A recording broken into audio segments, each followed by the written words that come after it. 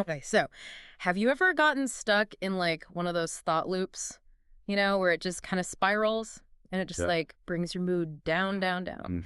Well, today we are diving deep into something that might help. Yes. The Abraham Hicks inactive box technique. It's a good one. It is a good one. And we are sifting through like all this material, right? Yes. To help you use it for a more peaceful, joyful life. Because isn't that what it's all about? That's what it's all about. And, what makes this technique so fascinating, at least for me, is that it's not about like fighting those negative thoughts, which can actually amplify them. Right. You know, Mhm. Abraham Hicks teaches if you're really struggling against something, it's almost like you're putting more energy into it. Right. It's all about alignment, Yeah. isn't it? So for anyone just tuning in, when we say Abraham Hicks, we're talking about that awesome collective consciousness channeled through Esther Hicks. Mhm. And their whole philosophy is about aligning our thoughts and emotions to Yes. create Yeah. the reality we want. Exactly. Exactly. And the inactive box technique is like a very practical tool for applying that philosophy. Hmm. It's about recognizing when our thoughts are kind of out of whack, out of alignment, and then gently guiding ourselves back. Okay. So less fight the bad vibes, more strategic redirection. Yeah, there you go. Got it. But what about this inactive box thing? What is it really? Like, Yeah. what are we talking about here? So think of it as like a mental space or even almost like a container. Some Yeah. people actually like to use a physical Hmm. box, which I think is kind of fun. Mhm. But you're creating a place where you can mentally set aside Okay. those resistant thoughts. Those thoughts that just, they feel heavy, they feel unhelpful. Not to analyze them, not to like pick them apart, but to simply acknowledge them Okay. and let them be. So it's not about ignoring them completely. Right. It's more like hitting the mute button. Oh, I like that. Yes. Yeah. Because it's not about pretending those thoughts don't exist, but you're not giving them your energy. Yeah. You're not giving them your attention. Yeah. How many times have you been so caught up in a thought loop that it just amplifies the emotion? All the time. Right. Yes. So this is about stepping out of that cycle and creating a space for relief. Okay.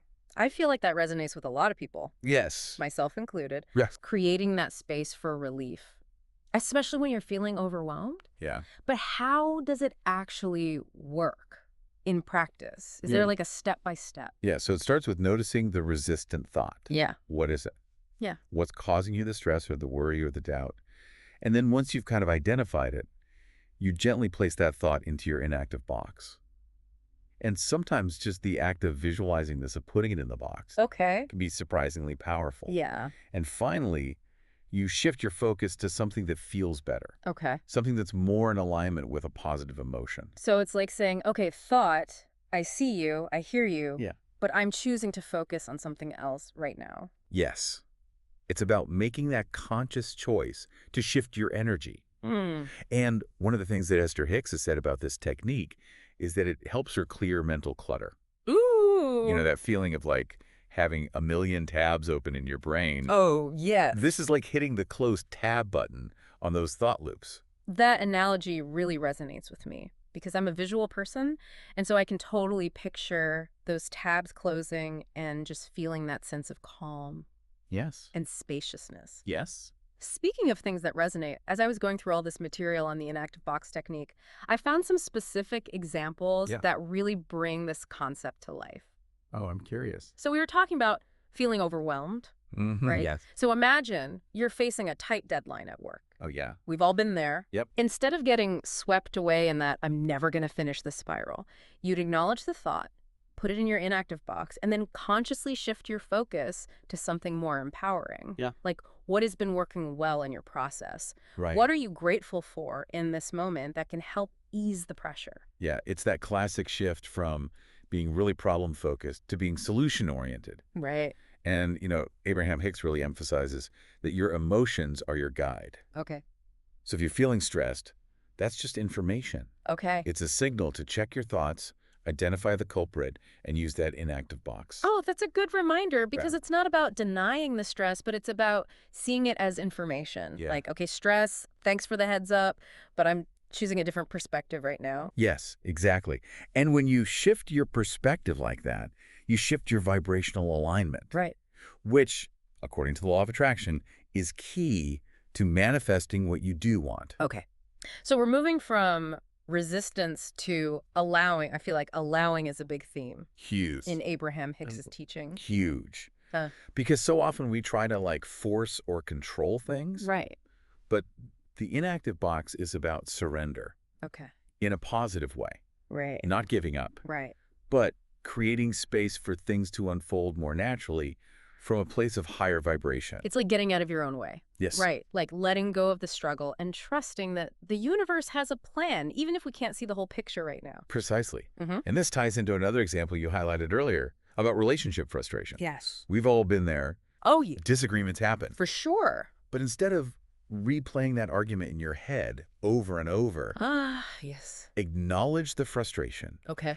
Give yourself permission to set it aside in the box and come back to it later with a clearer mind. Oh, that's such a good one because often when we're emotionally charged, we don't make the best decisions anyway. No. So it's like giving ourselves a timeout to cool off, not to avoid the issue, Exactly. but to approach it from a more centered place later on. Exactly. And sometimes just that act of releasing the need to figure it all out right this second Yes. can be incredibly freeing. Totally. It allows us to show up for ourselves and for others with more compassion and understanding. This is making me think about how much we tend to hold on to our thoughts Yes. as if they're these precious possessions. Yes. But with the inactive box technique, it's like we're learning to let go, Yes. to create space for new possibilities and perspectives to emerge. It's recognizing that thoughts are just thoughts. Right.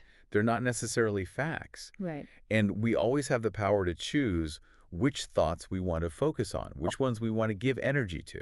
It's like choosing what to feed ourselves, right? Yes. Like we wouldn't eat junk food all day, every day and expect to feel our best. Exactly. So why do we do that with our mind? Right.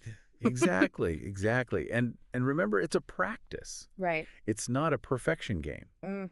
You know, Yeah, yeah. even Esther Hicks talks about how thoughts can be sticky, Right. especially those really deeply ingrained beliefs that we've carried for years. Hmm. The inactive box isn't about making them vanish overnight. It's about gently shifting our relationship to them over time. So consistency is key. Yes. As with most things in life that are worthwhile, the more we practice shifting our focus, the easier it becomes to access that natural state of well-being that Abraham Hicks talks about. And as you become more familiar with this practice, you might even find yourself using the inactive box, throughout your day. Yeah. Almost like a mental reset button. Whenever you notice those unhelpful thoughts kind of creeping in, It's like building a mental muscle, Yes. right? The more we use it, the stronger it gets. the stronger it gets. Exactly. It becomes this amazing tool that you have at your disposal to navigate life's ups and downs with more ease and grace. Ooh, I love that. Right. Ease and grace. Those are words we could all use a little more of in our lives. Speaking of ease, I did have a question about, well, what about the really tough stuff? Yeah. Because it's easy to talk about putting annoying thoughts in a box, Right. but what about grief, Yeah. loss, Yes. trauma? Yes. How does the inactive box technique apply in those situations? Yeah. Because it's not about pretending that those experiences didn't happen or that the feelings aren't valid. That's such an important point to address. And you're absolutely right. It's not about bypassing those difficult emotions at all. It's more about recognizing that even in the midst of pain and hardship, we still have a choice. We still have a choice about how we relate to our experience, even if we can't, control the circumstances. Yes. Beautifully said. It's about recognizing that we don't have to get swallowed whole by those difficult emotions. We can acknowledge them, we can honor their message, and still choose to focus on thoughts that maybe offer a glimmer of hope, a sense of possibility, even if it's just a tiny flicker in that moment. So it's not about denying the reality of these, tough situations. It's about choosing where we direct our energy Yes. within them, like Yeah. finding those little life rafts of Yeah. hope and strength that can help us navigate the storm. Exactly. And sometimes the better feeling thought might not even be, happy or joyful. Right. It might just be a thought that feels a little bit lighter, a little bit more empowering than the one we were stuck in before. Right. It could be a reminder of our own resilience, the support of loved ones, or even just the simple truth that This too shall pass. That's so helpful because it feels much more accessible than trying to force ourselves to be positive Right. in the face of real pain. You Yeah. know, it's about acknowledging what is and Yeah. then choosing the thoughts that feel most supportive and life affirming Yes. in that moment. Yes. And, as we practice this, as we become more adept at using the inactive box, Yeah, we start to align more and more with that natural state of well-being that Abraham Hicks talks about, right. even in the midst of life's inevitable challenges. Yes. And this brings us to kind of another piece of this puzzle, Okay. which is this idea of trusting our inner being. Oh, yes. Because it's not all about, Right. willpower and mental gymnastics, is it? Abraham Hicks talks about how our inner being, like that deeper part of ourselves, Yes. already knows what's best for us, Yes. even if our minds are full of doubts and worries. Right. It's like that wise, intuitive part of us that's always connected to, source energy, infinite intelligence.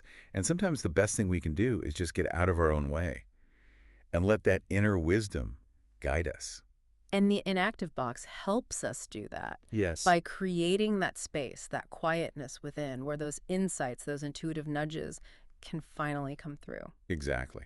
So as you start experimenting with this technique, pay attention to what happens within you. Notice any shifts in your energy or your perspective.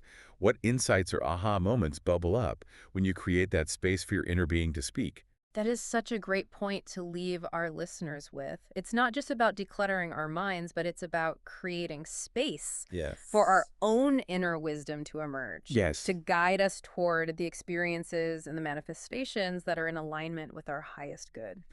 Beautifully said. It's about remembering that we're not alone on this journey.